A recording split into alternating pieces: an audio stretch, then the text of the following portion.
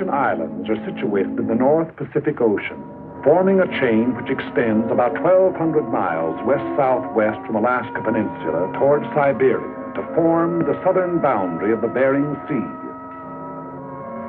The Aleutians comprise 4 groups, the Fox, Andreanoff, Rat, and Near Islands, and constitute part of the territory of Alaska, USA. Of volcanic origin, there are numerous combs on the chain, many of them still active.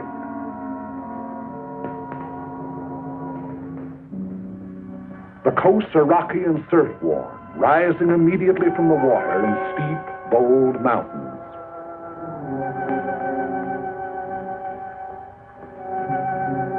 The Aleutians are the storm pot of the Western world. A permanent low-pressure area prevails there.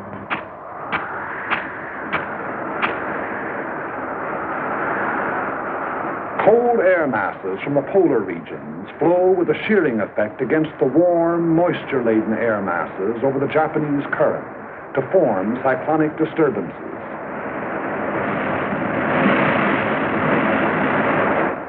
Because of the Earth's rotation, these disturbances move from west to east, and this meteorological phenomenon constitutes one of the most dangerous weapons in the arsenal of our enemies, for it enables the Japanese to operate behind the moving curtain of a storm.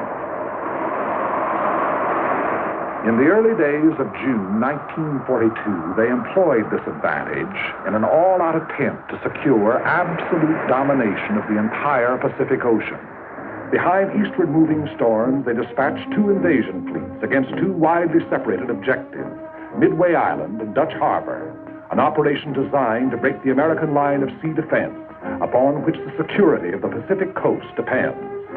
Both attempts failed. American air forces engaged the enemy task force at Midway, achieving an historic victory. And at Dutch Harbor, American land-based planes from secret American airfields swarmed down, seemingly out of nowhere, to knock out 1, 2 troop-filled transports, 3 heavy cruisers, 2 destroyers, and 1 aircraft carrier.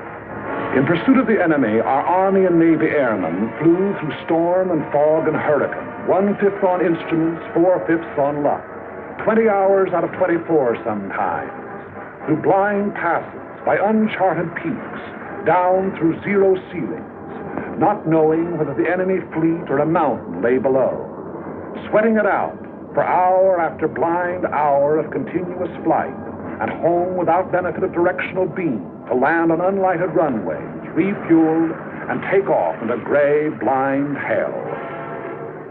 There is no monument to the many who went out and did not return. They fought and patrolled, in many instances, until their fuel was gone, knowing they would be forced down at sea, but unwilling to break off contacts they had made with enemy forces. Few are alive of those that flew against the Japs in the Battle of Dutch Harbor. If you wish to see their monument, you Americans here at home, look around you. In retiring, the remnants of the defeated Japanese task force landed troops on the undefended islands of Attu, Agatu, and Kiska. We immediately undertook the offensive. So commenced our march out along the bridge toward Asia. In late August of 1942, a large detachment of our troops landed on an island several hundred miles out along the chain, and under 2 hours by bomber from Kiska. The name of this island is Adak, and it is closer to Japan than any other American outpost. Typical of the Aleutian chain, it is windswept, treeless, rain-soaked, carpeted with sphagnum, a flat, spongy vegetation like undersea growth, which oozes water at every step. The only bird life on the island is a scavenger raven, big, black, wind-ruffled. Remote as the moon and hardly more fertile, Adak is next to worthless in terms of human existence. Its sole value is that of a pin on a staff officer's map, but that value is measureless. Strategically, Adak is one of the most important locations in the world. 11 days after the occupation, an airfield was completed, and the first U.S. bomber sat down. 3 days later, flights took off on a bombing mission to Kiska with complete fighter protection. Since that time, missions over Kiska have become a daily affair. The airfield is the heart of the island, beating with 500,000 horsepower of heavy and medium bombers, Navy amphibians, pursuit ships, transports. The sound of the engines warming up starts before dawn, echoing back from the mountains that flank the field.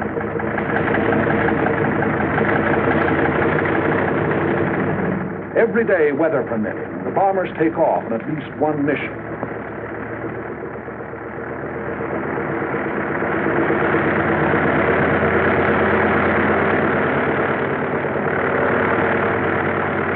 Often on good days, a first flight takes off in the sunrise, others following at regular intervals, so that Kiska's under bombardment every hour until nightfall.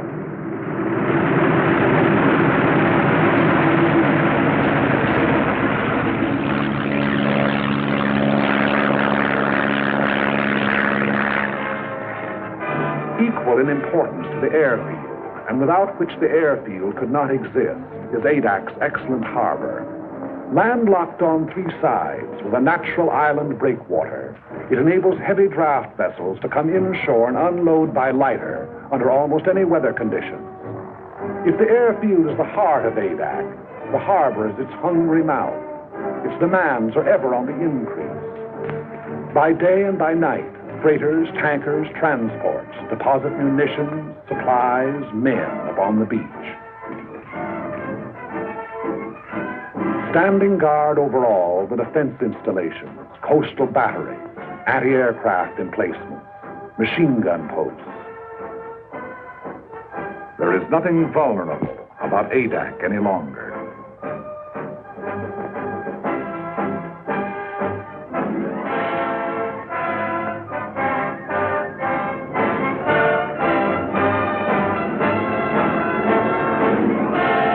Skies are constantly circled by aerial patrols and never-ending relays.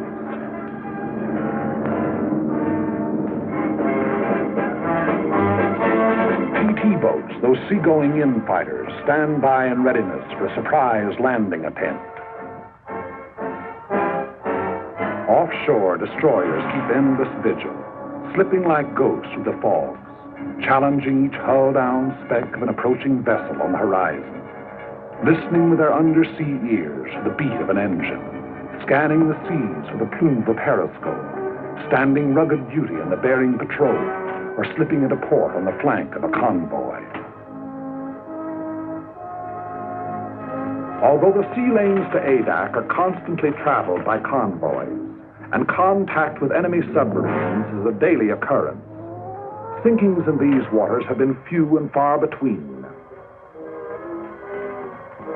Contact with an enemy submarine may continue on and off for hours, during which the undersea craft maneuvers for position to attack, venturing within the radius of the convoy's undersea detectors, only to crash dive, then kill engines and lie silent on the bottom as our destroyers bear down and release depth charges.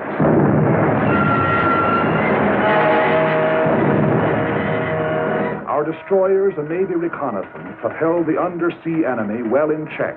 The flow of men, munitions, and supplies flows ceaselessly on. The gigantic task of furnishing every American expeditionary force with the materials needed in carrying the fight to the enemy falls to the Army Service Forces. ASF is the bloodstream of our whole military body, maintaining its every organ and muscle. Adak presents a special problem, as the barren island furnishes nothing toward human needs save drinking water. Everything else must be brought here. Food, fuel for men and motors, machinery, munitions, shelter material. Raise these basic requirements to the nth power.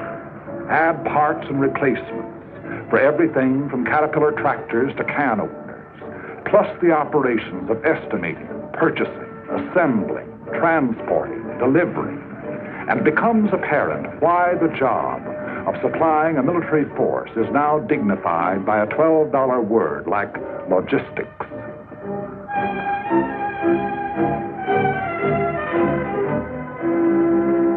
Since the original landing, the manpower of Adak has been constantly augmented. Where before it was hundreds, now it is thousands. Troops arrive after a voyage that may take anywhere from a week to a month, depending on the sea route. But it took more than a single month to land them here. The months of training that toughened them to rigors of wind and weather, that taught them to handle their weapons, that made them into soldiers. Add those months to the period of the voyage from the States.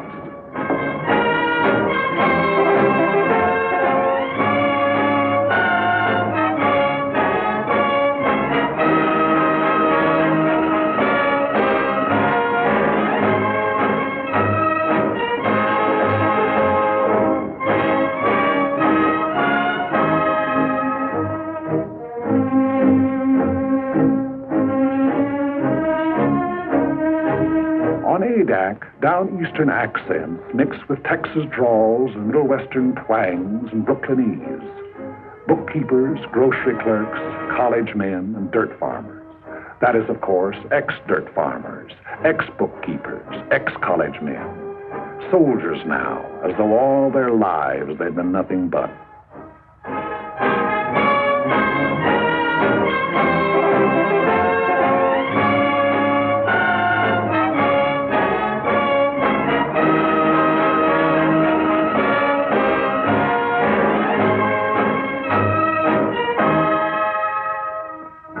Orders for the day, special orders and news appear on the bulletin board. Since newspapers and magazines are usually from a month to 3 months out of date, these radioed news flashes are the only means by which the soldier knows what's going on outside. No fresh meat, no green vegetables, powdered eggs, tinned bully beef, potatoes, canned tomatoes, peanut butter, canned fruit, and coffee make up the basic diet.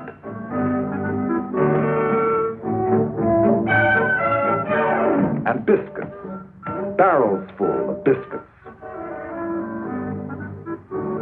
Appetites are huge. Officers and men attend the same mess. As often as not, an officer doesn't display the insignia of his rank. The salute is reserved for rare occasions, but discipline does not suffer. Customary military formality is relaxed, plain, simple necessity taking its place.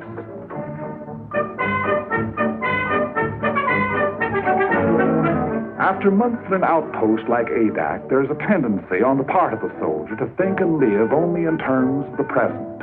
That faraway world from which he came begins to seem like a dream to him. A letter in his hand is proof of the reality of that world, of Saturday night dances, jalopies and ice cream sodas, of sport pages, and shaving in the same mirror with the old man. A letter means more than his paycheck to the soldier. If he happens to be in the Air Corps, he'd gladly make an extra flight over Kiska for one more letter.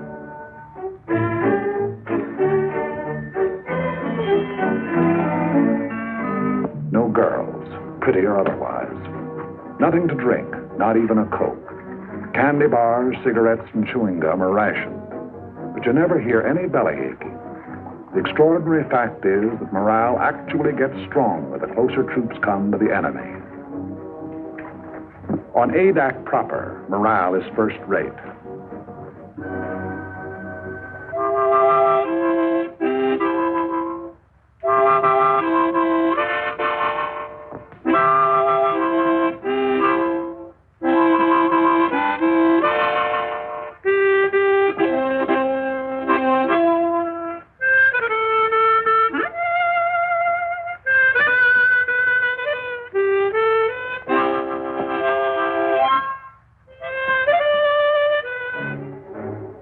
The site of the airfield was originally a shallow tidal lagoon.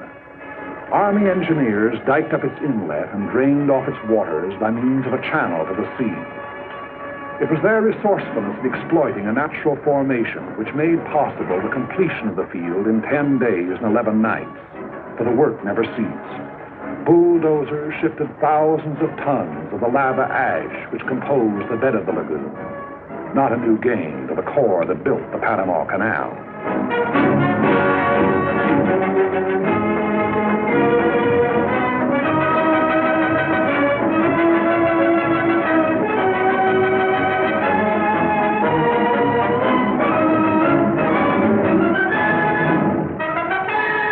waters receded, grading crews followed, leveling and impacting the area in preparation for the final surface.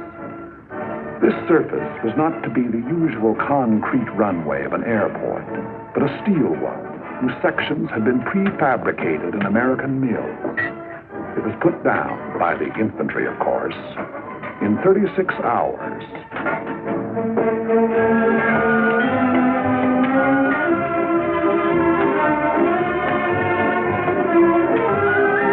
$1.5 million square feet of it.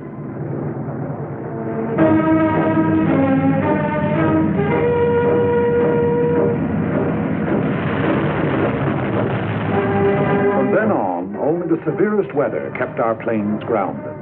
Local storms materialize, deluge the island, and pass on or dissipate, all within a few short minutes.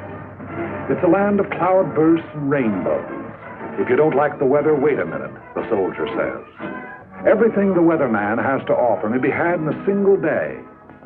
Downpours, hurricane winds, hail, snow, fog, sleet, and sunshine. It is not so much bad weather as changing weather that makes flying hazardous to the uninitiated there. A new pilot must learn to side slip through local squalls and sit her down in a field rimmed by mountains and under a half foot of water.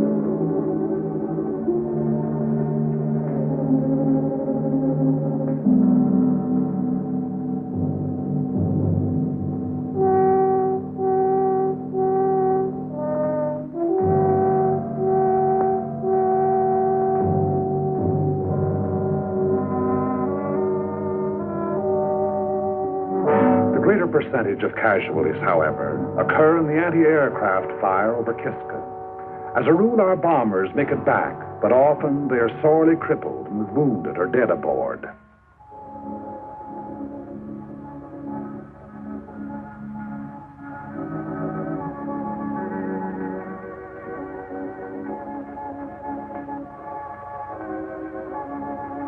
In my father's house are many mansions.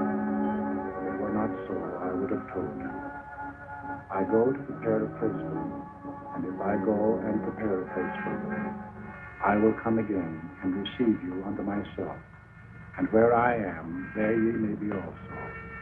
And whither I go, ye know, and the way ye know.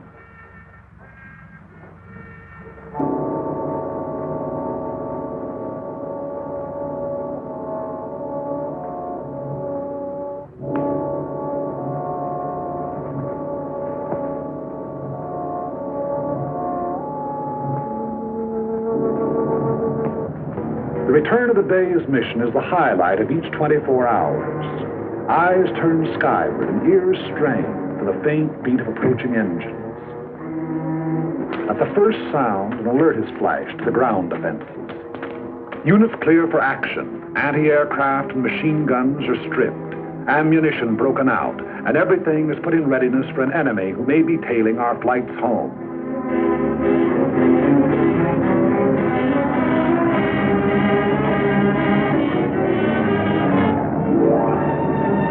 Bombers went out, and 6 are coming back.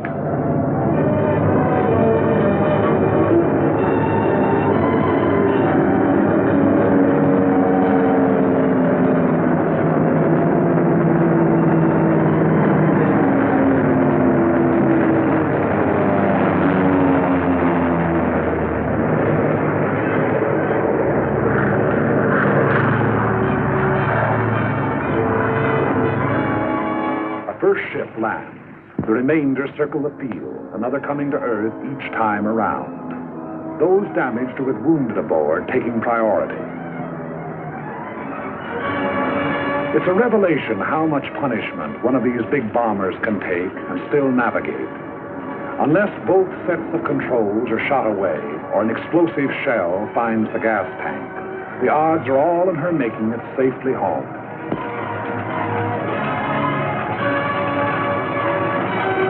Anyone who's been over will tell you that the most wonderful ride in the world is the ride back from Kiska. No matter if two engines have conked out and daylight is pouring through the wings, there's just something about the scenery on the way home.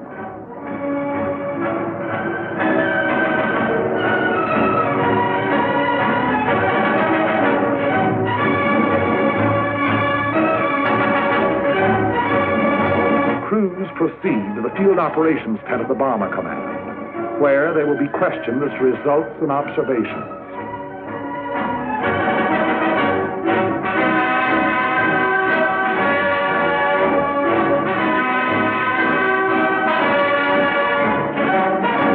Their jigsaw reports taken singly are compared and cross-checked until a complete and accurate record of the operation has been assembled.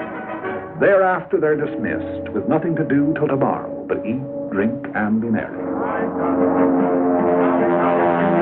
I've got sixpence to last me all my life. I've got tuppence to spend and tuppence to lend and tuppence to send home to my wife. No cares have I to grieve me, no pretty little girls to deceive me. I'm as happy as a king, believe me, as we go rolling home.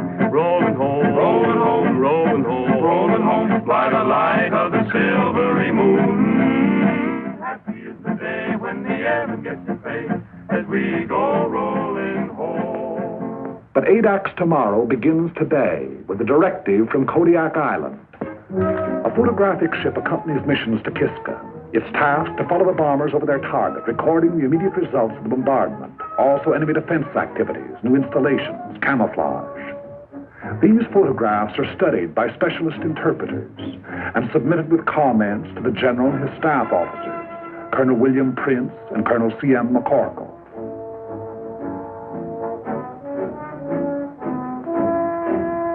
Here is Kiska, her camp area, with its steel huts, her hangars, her underground railway, her gun installations. Kiska, one of the hottest spots on the earth, or above. The main objectives in any mission from Adak are the destruction of enemy shipping en route to Kiska, destruction of installations on the island, harassing of enemy personnel. When the broader aspects of the operation have been decided upon, the senior officers of the bomber and fighter units work out its details. Among considerations in planning a mission are the type of aircraft to be employed, the weight and type of bombs, the time, altitude, and direction of the attack. All of these are interrelated, a change of one influencing all the others. The overall determining factor is weather. For this reason, the Navy meteorologist plots his charts up to the very time of takeoff.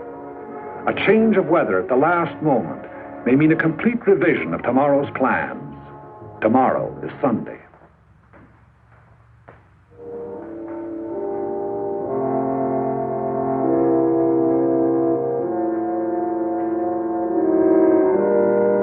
At their outposts on the island, Catholic, Protestant, and Jewish chaplains, not priests, ministers, or rabbis, but chaplains, all, are leading fighting men in their devotion. Under the snows of an Aleutian mountain, these defenders of the faith exercise the first of their four freedoms.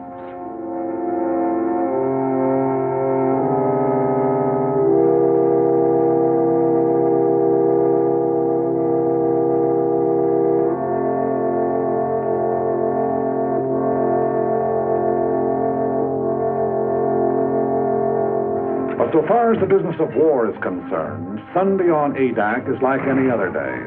There's a mission going out at 13 o'clock. Bombs must be brought down to the field from their camouflage dumps.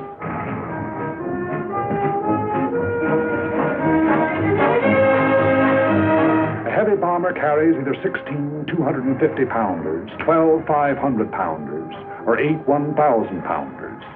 The size of the bomb to be employed depends upon the nature of the target, since if the target is small, there's a better chance of hitting it with a salvo of 250-pounders than with a single large bomb. On the other hand, in congested areas, such as the campsite at Kiska, a blockbuster comes into its own. Tail fins and fuses are put on directly before the assembled bomb is hoisted into the bomb bay. When the time comes, bombs can be released either individually, in sticks, or in salvos. Belts of ammunition are brought to machine guns and fitted into receivers ready for firing. The rounds are put onto the belts in successions of 3, red-tipped tracers, yellow incendiaries, and black regulations. Each moving part of each gun has been tended with watchmaker's care, and every belt of ammunition is cleaned, oiled, and checked before the takeoff.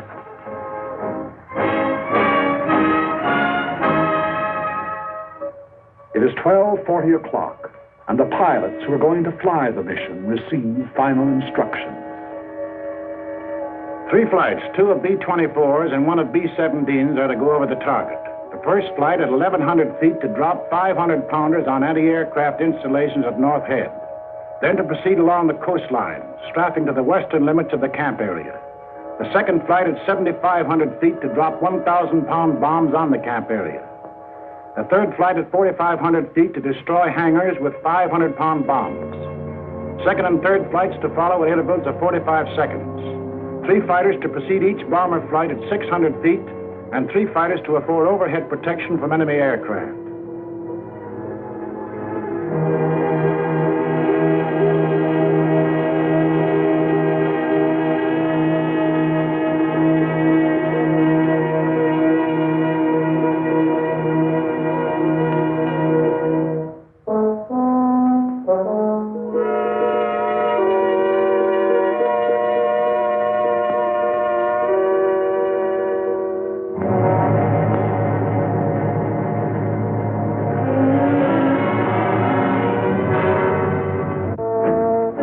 Begin to assemble around the ships, awaiting the appearance of their officers. A bomber crew is a team, and the longer it's together, the better the teamwork. Theirs is a mutual responsibility. The safety of the ship and the lives of all the others may depend on any single member. Trust, respect are implicit in such a relationship if it is to endure. Maybe in the beginning you don't like the color of a guy's hair, but if he's all there at his job, you'll get to like it fine. Enlisted men eat, sleep, fly together. Their voices on the intercom become familiar, easy to understand, when understanding is vital. Every gunner knows the quality of every other's marksmanship and courage. The navigator can plot a 1,000-mile course over open sea and make a landfall. 8 men can testify. Trust and respect for the bombardier, the radio operator, the engineer, co-pilot, and trust and respect for the ship they fly.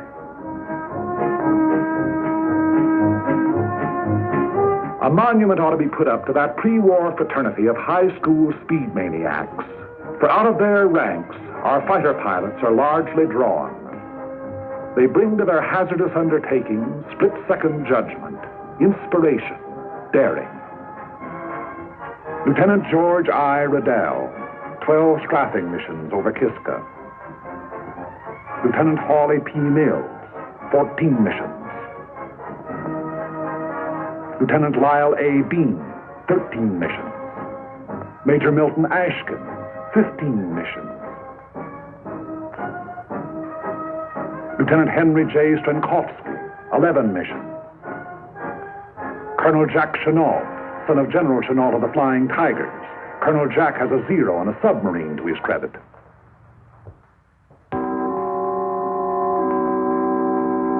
A last-minute weather observation is made. The word is given to go. It's good luck and over the hill.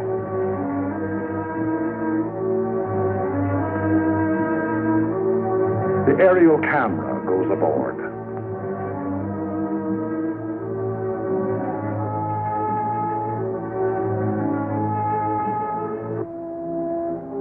The bomber pilot informs his crew the exact part their ship is to play in the mission. Your bomber pilot is of a different breed to your fighter. Where the fighter is reckless and inspired, the bomber pilot is responsible, determined. Because of the size and imponderability of his ship, there are no last-moment decisions for him.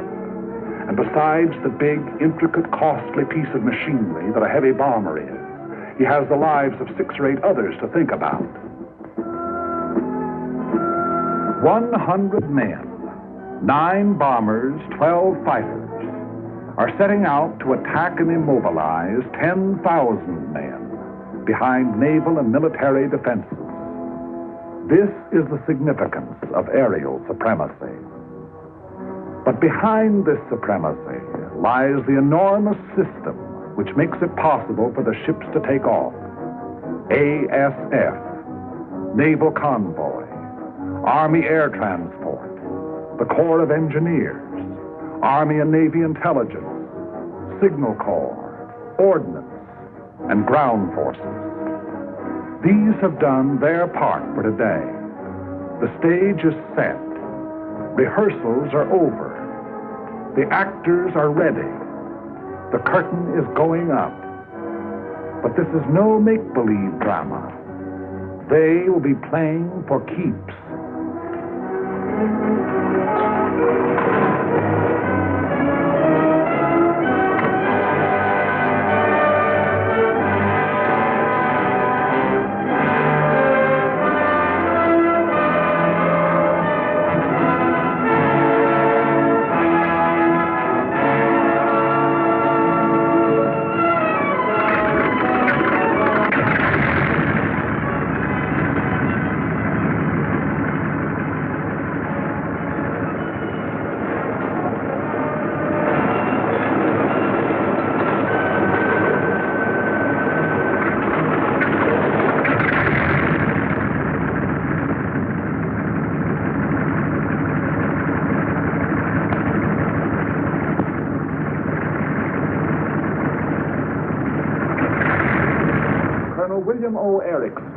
Who sat the first bomber down on Adak and led the original mission over Kiska.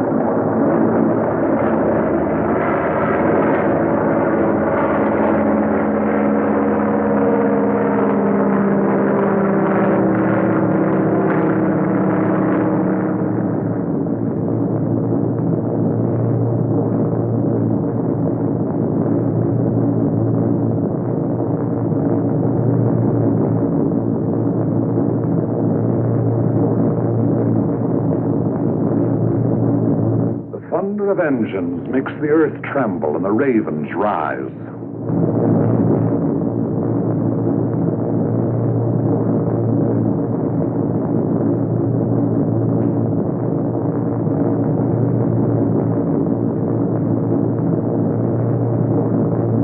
The echelon proceeds toward Kiska. It's about an hour and 3/4 from Adak to Kiska. One of the most hotly defended of enemy-held areas, Kiska is also one of the most strongly fortified. The Japs have dug in like so many moles. An estimated force of 10,000 goes underground at the sound of our approaching engines. We cannot, by air attack, hope to annihilate. We can only harass the force on Kiska, cripple the island's defenses, keep the enemy from adding to its resources, while we build our own fighting strength to the day of the hour when we shall undertake a landing operation.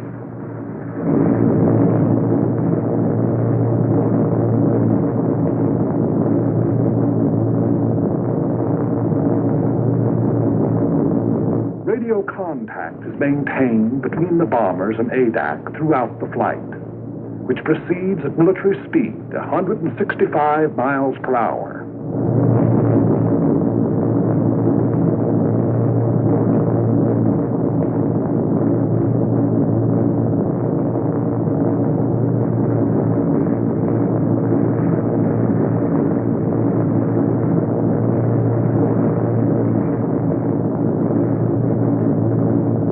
During the first part of the journey, the waist guns are swung into position, turret mechanisms tested, and trial rounds fired.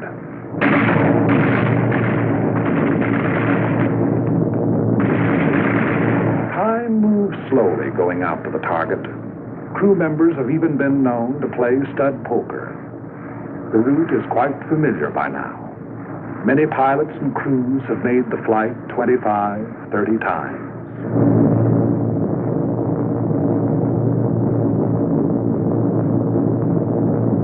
Along about the time Amchitka is sighted, they begin to look out for enemy planes. The men whose regular job it is say no matter how often a fellow's gone over, he always feels funny up there over Kiska. At a signal from the squadron leader, the pilots will open throttle, and the planes will go into the bombing run. For a minute and a half to 2 minutes, they will proceed at level flight in an absolutely straight line toward the target, thereby enabling the bombardier to make his computations: wind velocity, speed, temperature, altitude, drift. There can be no deviation whatever in the flights if the bombs are to find the target. 10 miles and 3 minutes from the objective. Before Kiska Volcano, the mission deploys, each flight going to its designated altitude in preparation for the run.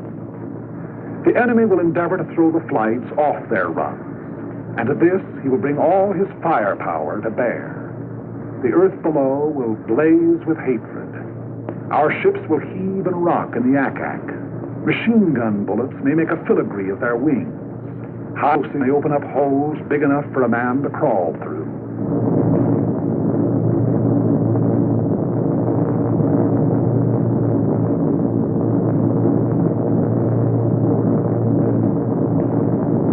Little Kiska, outer defense of Kiska Harbor. Bomb bay doors open. Bomb bay doors open. 6 degrees right on course. The object is to hit the target, not to avoid anti-aircraft. Remember this, you're just as liable to run into it as away from it. The best way is to forget what's happening outside and make the run by instruments. That way, if it comes, well, you just look over your shoulder and see a man with a long beard, and you say, "Good morning, Father Abraham." I want every man to stick by his gun until I say he can leave. Use every round of ammunition on this ship. Fire straight at the gun flashes until they stop. If we're hit and have to bail out, there'll be plenty of Navy around to pick us up. Okay, shall we give it to them?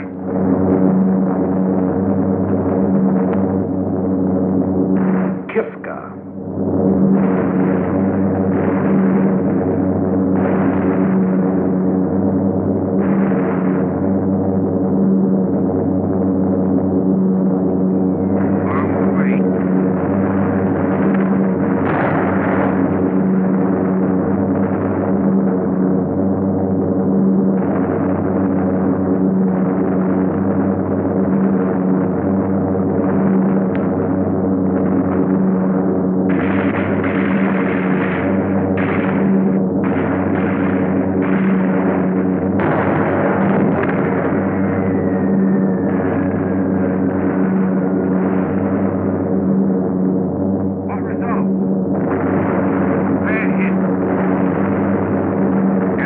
aircraft at 3 o'clock.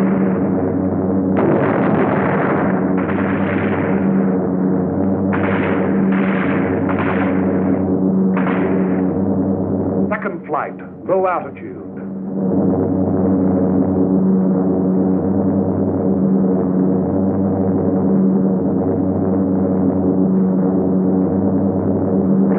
Once again over lightly.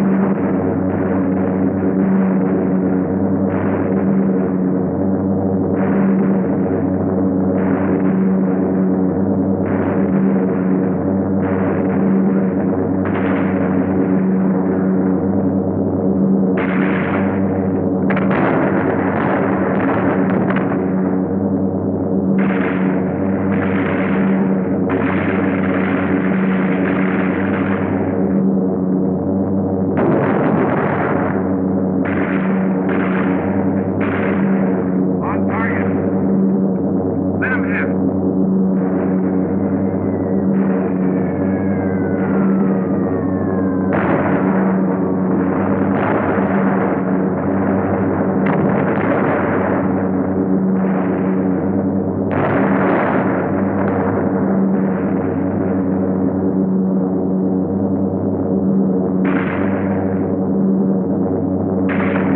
Pour it on him. Make him like it.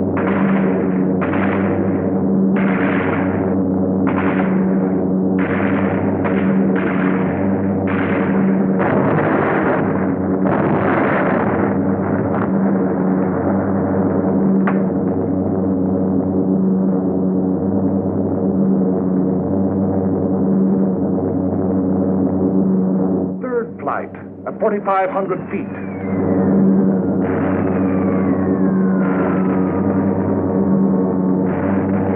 Bombs away.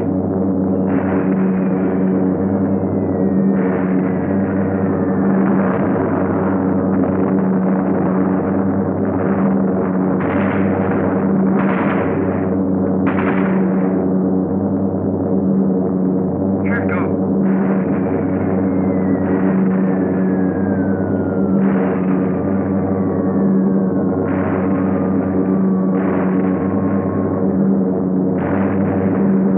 Bombs away.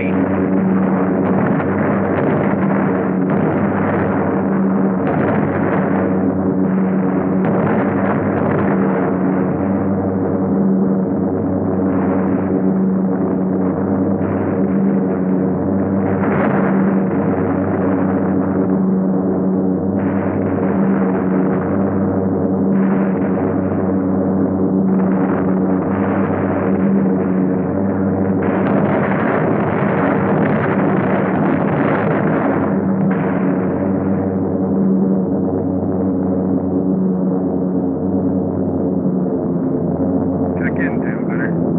Okay. Waist gunner. Okay. Radio man. Okay. Top turret. I got a slugging more, but I'm okay. Belly turret. Okay. Nose. Okay. Kiska's hangars are destroyed, burning.